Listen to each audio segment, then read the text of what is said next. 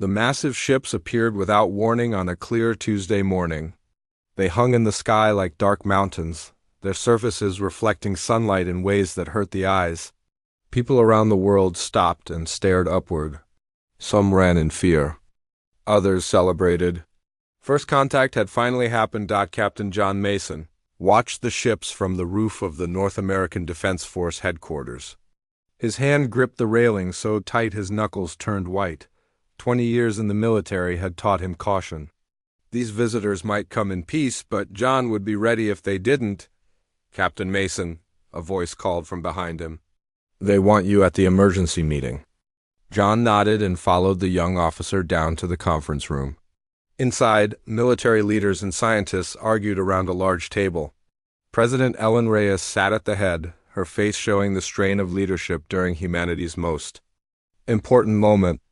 "Captain Mason," she said when she noticed him, "we're forming a first contact team. Your name was recommended." John raised an eyebrow. "Madame President, I'm a soldier, not a diplomat." "Which is exactly why we need you," Admiral Frank Daniels cut in. "Someone needs to assess any potential threats while the politicians make nice." That was how John found himself standing on an airfield 12 hours later, watching a smaller alien craft descend from one of the motherships. Beside him stood Dr. Lisa Warren, Earth's leading expert on theoretical alien biology. Her dark hair was pulled back in a tight bun, and she clutched her tablet like it might shield her from danger. "Nervous?" John asked, and Lisa gave a small laugh. "Terrified, excited, everything at once." She looked at him.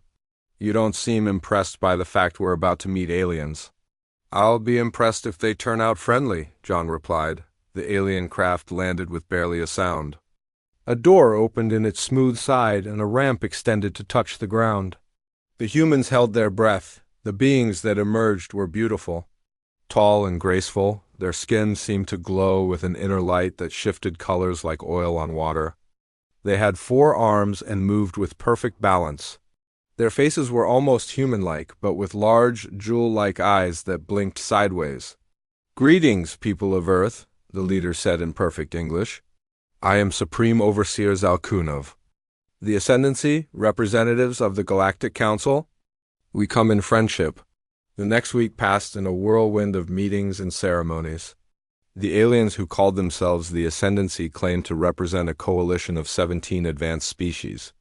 They spoke of galactic harmony and offered to share technology and knowledge with humanity.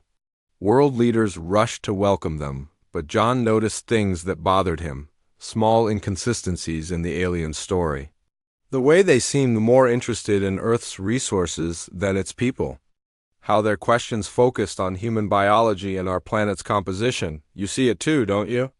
Lisa asked him one night as they reviewed the day's meetings. They had become an unofficial team, the soldier and the scientist, comparing notes away from official channels. John nodded. "Their technology doesn't match their story. Those aren't exploration or diplomatic vessels up there. They're designed for something else." Lisa showed him her tablet. "I've been analyzing the devices. They've shown us.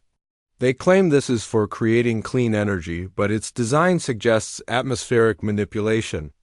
John's suspicions grew stronger when Kate Rodriguez, a communications specialist he trusted, requested an urgent meeting. She had been monitoring the alien ships and had intercepted encrypted transmissions between them. "The translation is rough," Kate explained, showing them her work. "But certain phrases keep appearing. Human genetic resilience, harvesting potential, and resource-rich system." John took the evidence to Admiral Daniels, who arranged a secret meeting with President Reyes and key officials. Half the government council dismissed their concerns as paranoia. "We can't risk insulting the first alien visitors because of some ambiguous translations," the Secretary of State argued, but Admiral Daniels sided with John. "Better safe than sorry. I'm ordering a covert operation to place surveillance devices on their vessels." John led the mission himself. Using experimental stealth technology, his team approached one of the smaller alien ships under cover of darkness. They placed tiny monitoring devices on its hull and retreated without detection. What they discovered horrified them. The surveillance revealed the Galactic Council had been systematically conquering and strip mining planets across 3 spiral arms of the galaxy. Earth wasn't being welcomed to the galactic community. It was being assessed for exploitation. They've done this dozens of times, Lisa said, her voice shaking as they reviewed the data. They find worlds with useful resources, pretend to be friendly, then convert the atmosphere to suit their needs once they've gathered enough information. Which kills the native population, John finished grimly. They brought the evidence too. President Reyes, who immediately ordered increased security measures while maintaining a facade of diplomatic relations. Earth scientists and military began working around the clock, preparing for what might come. 3 days later, John was having lunch with Lisa in the base cafeteria when alarms blared throughout the facility. "What's happening?" Lisa asked as people rushed around them. John's phone buzzed with an emergency alert. His face went pale as he read it. "The Ascendancy ships have deployed devices in the atmosphere above major cities worldwide," he said, already standing up. "They're claiming it's a gift air purification technology, but according to our readings, they're starting to terraform." "Earth," Lisa whispered. John grabbed her arm. "We need to get to the command center, now." As they ran through the corridors, John knew humanity had just entered its darkest hour. The Galactic Council had shown its true face. But if they thought humans would go quietly, they were about to learn a painful lesson. In the sky above, the alien ships began to glow brighter, preparing for the next phase of their invasion. Earth's defenders rushed to battle stations. The time for diplomacy had ended. The time for survival had begun. The day became known as Dark Monday. 3 months after first contact, the Ascendancy ships deployed atmospheric converters above Earth's 12 largest cities. The devices looked beautiful, like giant silver snowflakes drifting down from the sky. But their purpose was deadly. They began altering Earth's atmosphere to make it suitable for Ascendancy colonization, a process that would kill humans within weeks. John Mason was commanding the orbital defense platform Aegis when the attack began. He had been promoted after. His discovery of the aliens' true intentions put in charge of humanity's first line of defense. Through the viewport, he watched in horror as the devices unfurled their delicate arms and began pulsing with blue light. "Target those converters," he ordered his weapons team. "Priority Alpha," the Aegis fired its railguns.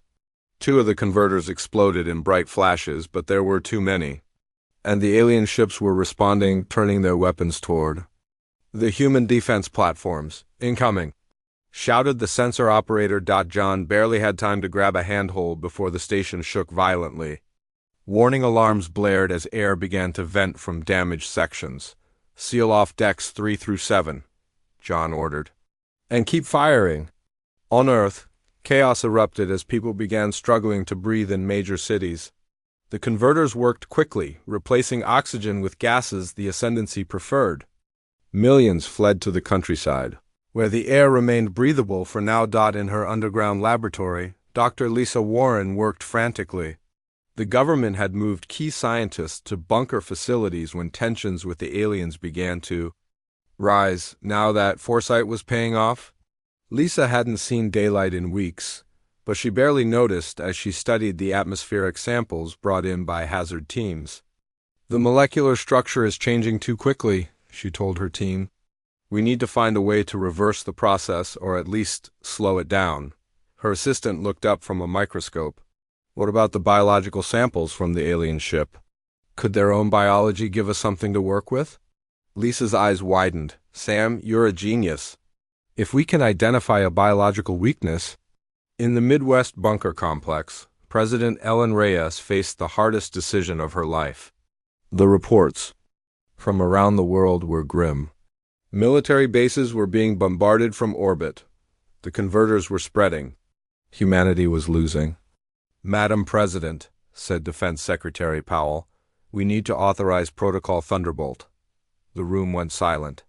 Protocol Thunderbolt was Earth's last resort defense system. 12 experimental antimatter missiles hidden in secret silos around the world. "The casualty estimates for our own people... She began. Will be total if we do nothing, Powell finished.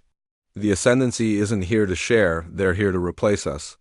President Reyes closed her eyes for a moment. Then she opened the security case attached to her wrist and entered her authorization code. Launch the missiles, she said quietly. High above Earth, John Mason's defense platform was barely functional. Half his crew was dead, life support was failing, and they had exhausted most of their weapons. But they had managed to destroy 5 converters before being crippled. Captain, called the communications officer. Emergency flash from command. Protocol Thunderbolt is active. We have 90 seconds to get to escape pods. John helped his remaining crew into the pods. He was the last to leave, taking a final look at the station that had been his home for the past months. As his pod shot away from the dying station, he saw the flashes of the antimatter missiles rising from Earth. The alien ships tried to intercept them. 11 of the 12 missiles were destroyed before reaching their targets. But one struck the Ascendancy mothership, creating a blast that temporarily blinded anyone looking in that direction. When John could see again, the massive alien vessel was crippled, venting atmosphere and drifting out of formation. For a brief moment, hope flared in his chest. Then the Ascendancy response began. The aliens bombarded military installations worldwide with a fury that seemed almost personal. Millions died in the first hour. Among them was John's wife Amy, who had been working at Pacific Command when it took a direct hit. John learned this after his pod was recovered by a Navy ship. He stood on the deck, watching smoke rise from coastal cities. His face showed no emotion, but inside, something had hardened into unbreakable resolve. Meanwhile, Lisa Warren had made a breakthrough. Working with the biological samples, she had discovered the Ascendancy had a critical weakness. Their bodies were highly sensitive to a specific radioactive isotope, one that was harmless to humans in small doses. We can weaponize this, she told her team. Create devices that target them without harming us. Word of her discovery spread through the resistance networks that were forming among the survivors. Humanity was on the ropes, but not defeated. As the aliens began landing ground forces to secure their new territory, they found that humans didn't surrender easily. 6 weeks after Dark Monday, John Mason arrived at Lisa's bunker facility. His face was thinner, with new scars along his jawline. His left arm was gone below the elbow, replaced by a crude prosthetic made from salvaged technology. "Dr. Warren," he said when they met. "I hear you found a way to hurt these bastards," Lisa nodded. "We have prototypes, but limited resources to produce them at scale." John's grim smile held no humor.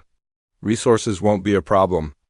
I've spent the last month connecting survivor groups. We have people inside the alien labor camps, stealing materials, engineers rebuilding factories underground, soldiers regrouping in hidden bases." He'd placed his good hand on the table between. The Ascendancy thinks they've won. They believe we're just vermin to be exterminated while they remake our world. They're wrong. Lisa saw the fire in his eyes. The same fire she'd seen in the scientists working without sleep, in the couriers who risked death to carry information between bunkers, in the civilians fashioning weapons from whatever they could find. "They attacked Earth," she said. John nodded. "And we're going to burn their worlds down." 6 months after the invasion, Earth was barely recognizable. The Ascendancy had transformed vast areas into mining operations and processing facilities. Giant machines tore into the ground, extracting minerals and metals. The skies had taken on a sickly greenish tint as the atmospheric converters continued their work. In the cities, humans were rounded up into labor camps or taken for biological experiments. Those who escaped fled to mountains, forests, and underground bunkers, but beneath the surface, humanity refused to surrender. The resistance grew stronger. Each day, fueled by determination and the discovery of the aliens' weaknesses, Lisa Warren's underground laboratory had become the nerve center of the resistance. What had once been a government research facility was now home to over 300 scientists, engineers, and fighters. They worked tirelessly, developing weapons that could harm the Ascendancy without hurting humans, Lisa barely slept anymore. Dark circles ringed her eyes as she examined the latest test results. The isotope weapons were working, but they needed to be more efficient. Each one required rare materials that were becoming harder to find. The door to her lab opened and John Mason walked in. He looked different from the military officer she had first met. His uniform was gone, replaced by scavenged clothes and a leather jacket. His prosthetic arm had been upgraded with salvaged alien technology, giving him better control and strength. "Any progress?" he asked. Lisa nodded. "We've improved the delivery system. One device can now affect a 50-meter radius. But we still need more isotope material." "That's why I'm here," John said. "Steve's team found something you need to see." Steve Jenkins had been a construction worker before the invasion. Now he led the tunneling crews that built the resistance's underground network. His knowledge of structural engineering had saved countless lives as he created hidden pathways beneath occupied territories. Lisa followed John through the cramped corridors of the bunker to the main strategy room. Steve was waiting there, his large frame bent over a map table. Despite the dirt smudging his face, his eyes were bright with excitement. "Doc," he greeted Lisa. "We found one of their processing centers while extending the northern tunnel. They're refining something that looks exactly like what you need." He pointed to a location on the map. "Here, about 12 miles from our position. It's guarded, but not heavily. They don't expect resistance this close to their main base." John studied the map. "We could hit it tonight. Small team, quick in and out. I'm coming with you," Lisa said. Both men started to protest, but she cut them off. "I need to see their processing methods. It might help us understand their technology better." That night, a team of 7 left through the tunnel system. John led the way, with Lisa close behind. Steve stayed back to coordinate other operations. They moved silently through the darkness, using back routes and animal paths to avoid detection. The processing center was smaller than they expected. A domed structure surrounded by a fence that pulsed with energy. 2 Ascendancy guards patrolled the perimeter, their bioluminescent skin glowing softly in the night. "Wait for my signal," John whispered. He pulled out a small device Lisa had created. It emitted a frequency that disrupted the aliens' neural networks, temporarily disorienting them. When he activated it, the guards stumbled and clutched their heads. The team moved quickly. John and 2 fighters took down the guards while Lisa and the others breached the fence using insulated tools. Inside, they found machinery extracting and refining the very isotope they needed. "This is perfect," Lisa whispered, examining the control panel. "With this equipment, we could increase production tenfold. Can we move it?" John asked. Lisa shook her head. "Too big. But I can copy the schematics and take some of the refined material." While she worked, one of their team members called John over. "Captain, you need to see this." In a back room, they discovered human prisoners being held in containment cells. They were thin and pale, clearly subjects of experimentation. John's face hardened at the sight. "We're taking them with us," he said, his voice leaving no room for argument. They freed the prisoners, 23 in all. Many were too weak to walk without help. It would slow their escape, but no one suggested leaving them behind. As they retreated, an alarm sounded. The team moved as quickly as possible through the forest, carrying those who couldn't walk. Behind them, alien craft rose into the air, searchlights sweeping the ground. "We'll never make it to the tunnel entrance," one of the fighters said. John made a quick decision. "New plan. Head for the old highway tunnel. It's closer." The highway tunnel had been abandoned early in the invasion. Part of it had collapsed, but Steve's survey teams had reported it might connect to natural caves that could lead back to their base. They reached the tunnel just as the alien searchers flew overhead. Inside the dark passage, they caught their breath.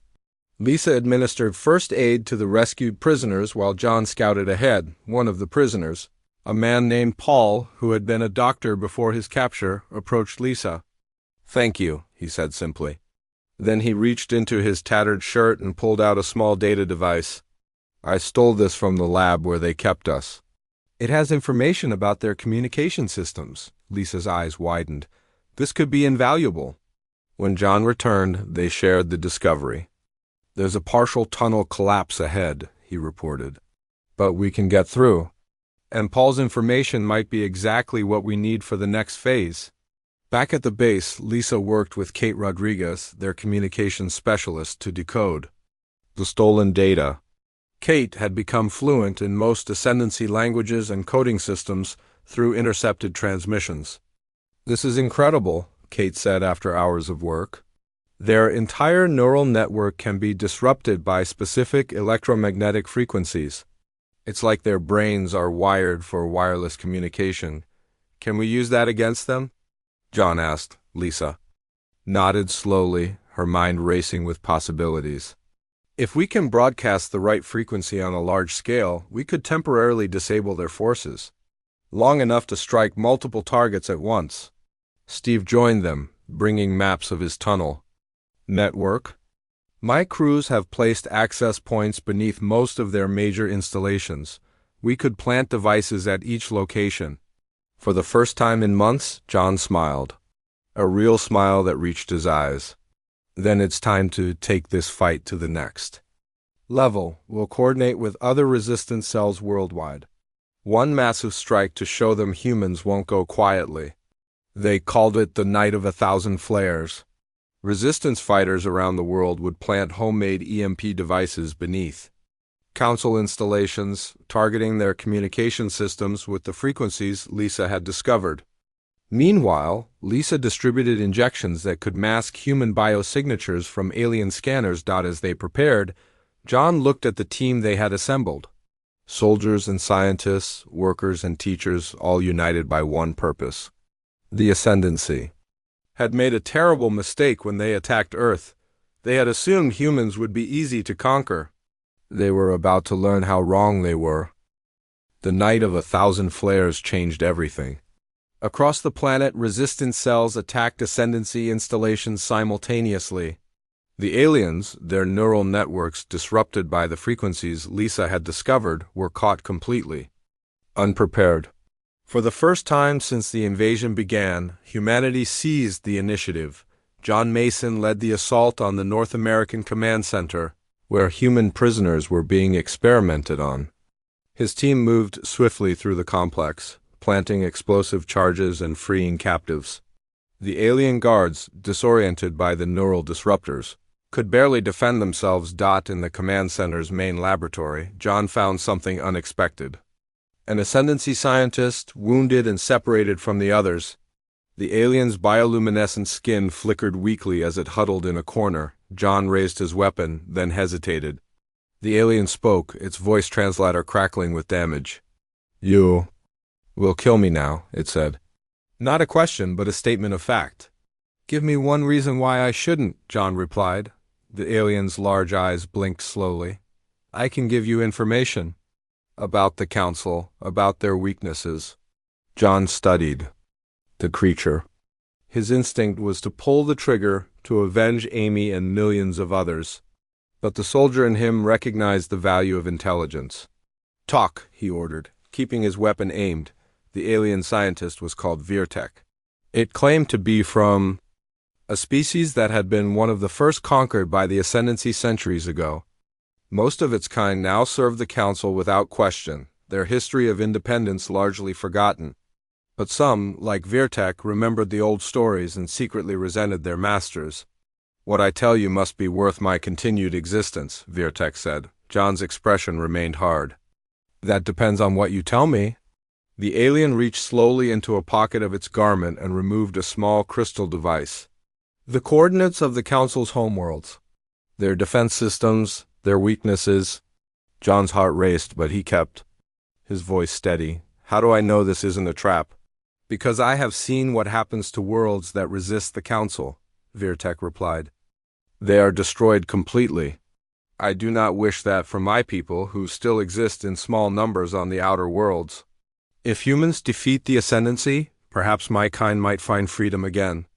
John took the crystal but kept his weapon ready. "You're coming with us. If this information proves true, you live. If not, The alien inclined its head in understanding.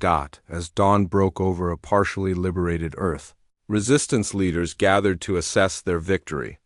Nearly 300 Ascendancy installations had been damaged or destroyed. Thousands of humans had been freed from labor camps. For the first time, the invaders were on the defensive. In Lisa's laboratory, she and Kate examined the crystal Virtek had provided. The alien sat nearby, watched closely by armed guards. "The data appears genuine," Kate said after hours of analysis.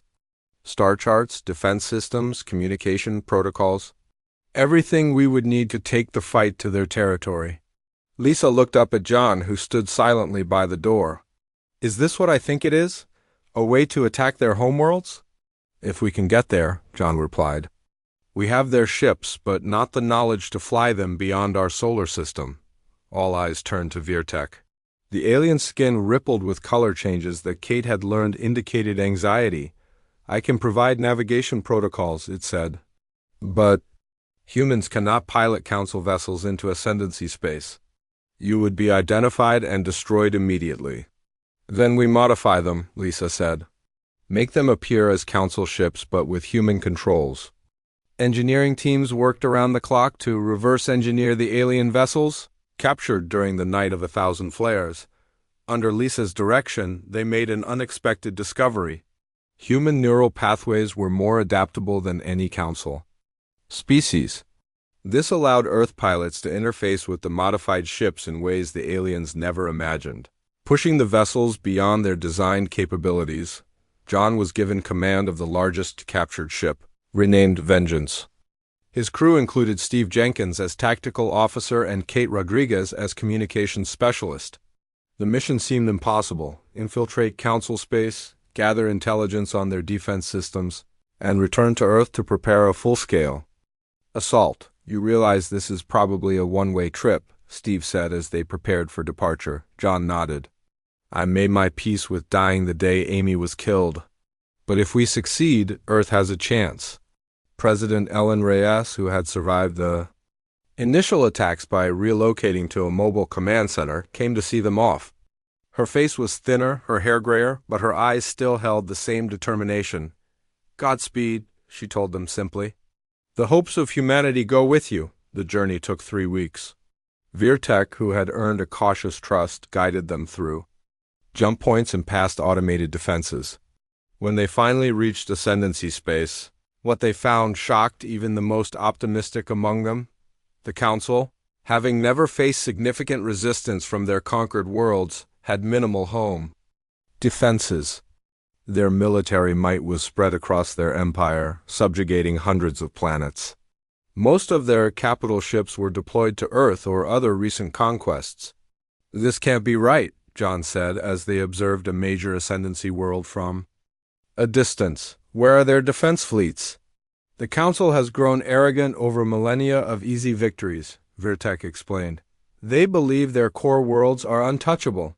No species has ever brought war to their homes." Kate, who monitored communications, looked up from her station. "I'm picking up transmissions about Earth. They're struggling to contain our resistance. Multiple Council commanders are requesting reinforcements." John exchanged glances with Steve. "We need to get this information back to Earth immediately." Using the stealth capabilities of their modified ship, they gathered detailed scans of 5 major Council worlds before beginning the journey home. Twice they narrowly avoided detection, and once they had to destroy a patrol vessel that came too close. But finally, they re-entered Earth's solar system. They found a changed situation. In their absence, the resistance had grown stronger. Using the technologies captured during the Night of 1,000 Flares, humans had retaken control of several regions. The Ascendancy still held the major cities and their atmospheric converters, but they were under constant attack from resistance forces. President Reyes and her military advisors were stunned by the intelligence John's team brought back. "Their homeworlds are virtually undefended?" Admiral Frank Daniels asked in disbelief. "Compared to what they sent here, yes," John confirmed. "Their arrogance is their weakness. They've never imagined a species could strike back at their core worlds." After reviewing all the data, President Reyes made the difficult decision to implement Operation Firestorm. Humanity would abandon defensive posturing and commit everything to an all-out assault on the Council's core worlds. Lisa's newest development, isotope bombs that targeted only Council species. Unique biology would be their primary weapon. We'll need every ship we can modify, Admiral Daniel said. Every pilot we can train, every weapon we can build. Earth's hidden factories worked at full capacity. Pilots trained day and night in simulators built from alien technology. Scientists refined the biological weapons to ensure they would affect only ascendancy species. 3 months later, the Earth fleet was ready. 137 modified alien vessels, crewed by humanity's best. John stood on the bridge of the Vengeance, now the flagship, as the fleet prepared for departure. All ships report ready, Captain, Kate informed him. John nodded. Signal. All vessels, jump coordinates are locked in. We launch in 5 minutes. As the countdown began, he thought about everything that had brought them to this point, the invasion, the millions lost, the struggle to survive. Now, humanity was taking a desperate gamble. They would bring the war to the enemy's doorstep. The Earth fleet departed our solar system on July 4th, a date deliberately chosen for its historical significance. As they entered faster-than-light travel, John addressed the fleet through the communication system. They came to our home uninvited. Now we'll return the favor. The human fleet's arrival in Ascendancy space went exactly as planned. Their modified ships were mistaken for returning Council forces until they opened fire. The first Council world, Zalcor Prime, fell within hours. Its orbital defenses were overwhelmed by tactics they had never encountered before, human pilots pushing the alien ships to perform maneuvers their designers never imagined possible. John Mason stood on the bridge of the Vengeance, watching as the planet's defense grid collapsed. Steve Jenkins manned the tactical station, his face grim with satisfaction as each enemy vessel was destroyed. Ground teams report the atmospheric processors are secured, Kate Rodriguez announced from communications. They're beginning the reprogramming sequence now, John nodded. The plan was elegantly simple. The same atmospheric processors the Ascendancy had used to make Earth uninhabitable for humans would now be turned against them. Reprogrammed to restore the planet to Earth-like conditions, making it uninhabitable for the Ascendancy but perfect for human colonization. Signal the second wave, John ordered. Begin landings at the designated coordinates. As news of the attack spread through Council space, panic erupted. The Ascendancy had never faced an enemy capable of striking their homeworlds. Their command structure, built on millennia of unquestioned superiority, began to fracture. More surprising was the response from other species under Council rule. As word reached their worlds that humans had successfully attacked Zalcor Prime, long-dormant resistance movements activated. Uprisings broke out on dozens of planets. The Council, which had maintained control through fear for thousands of years, suddenly faced rebellion on multiple fronts. Vertec, who had proven loyal to the human cause, provided critical intelligence. As the fleet moved from system to system, the Council will attempt to recall their forces from Earth and other conquests, the alien explained. But faster-than-light communication has limitations. It will take time for the orders to reach them, and even longer for ships to return. Then we keep moving, John replied. Hit as many targets as possible before they can reorganize. The human fleet moved methodically through Ascendancy space. On each world, they followed the same pattern: disable orbital defenses, secure the atmospheric processors, and reprogram them. Where possible, they avoided civilian casualties, focusing on military targets and government centers. Many Council worlds surrendered after only token resistance, their populations having no stomach for the kind of desperate fighting humans had perfected over the past year. On the 5th day of the campaign, they approached Telex 3, the Council's capital world. Here, the Ascendancy had managed to gather a defensive fleet, a last desperate attempt to protect their seat of power. They've positioned their remaining capital ships in a defensive formation, Steve reported. Approximately 3 times our firepower. John studied the tactical display. But we have better pilots and surprise on our side.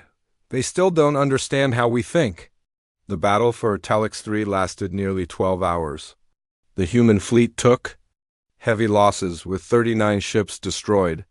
But the Ascendancy forces were ultimately defeated by tactics they could not predict.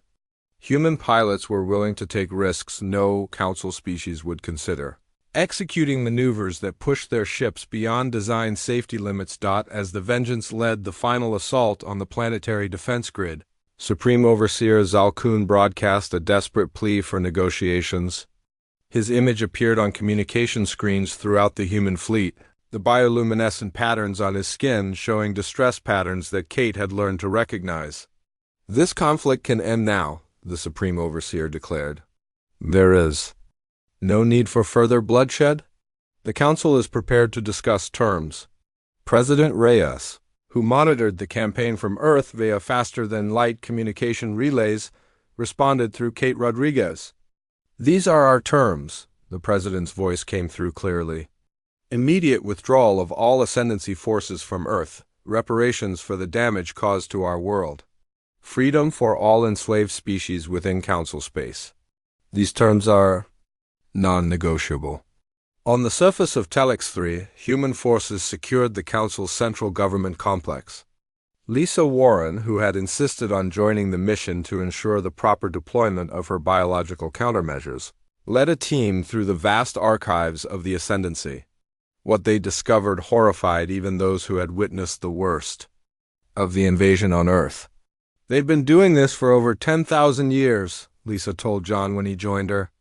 "Hundreds of species, thousands of worlds, stripped of resources and either enslaved or exterminated." "But they never met humans before," John replied quietly. The Council attempted one final, desperate attack. A hidden fleet, carrying what Virtek identified as their doomsday weapon, jumped into Earth's orbit without warning. The weapon was designed to accelerate the atmospheric conversion process, making the planet completely uninhabitable within hours instead of weeks. But Earth was no longer defenseless. Lisa Warren had anticipated such a move and activated her planetary defense system, a shield created from the same technology that had nearly destroyed humanity. When the Council weapon fired, the shield not only absorbed the attack but reflected it back, devastating their remaining fleet. 3 years after the invasion began, representatives from Earth and 27 formerly enslaved planets met on the neutral world of Nexus. There, they established the Galactic Confederation, an alliance dedicated to mutual defense and the principle that no species would ever again dominate another. John Mason, now Admiral of Earth's Defense Force, stood with Lisa Warren and Steve Jenkins at the ceremony. His prosthetic arm had been replaced with an advanced model, incorporating the best of human and alien technology. Lisa had been appointed Earth's scientific representative to the new Confederation, her knowledge of xenobiology proving invaluable in helping different species communicate effectively. Steve oversaw the reconstruction efforts on formerly Council-controlled worlds, applying his engineering skills to rebuild rather than tunnel. "Did you ever imagine we'd end up here?" Lisa asked as they watched delegates from dozens of species interacting peacefully in the Grand Hall. John shook his head. "When they first appeared in our skies, I was just hoping we'd survive. I never thought we'd end up saving a good portion of the galaxy." "Humans," Steve chuckled. "We're too stubborn to know when we're beaten." Across the room, Virtek approached with a delegation from his homeworld.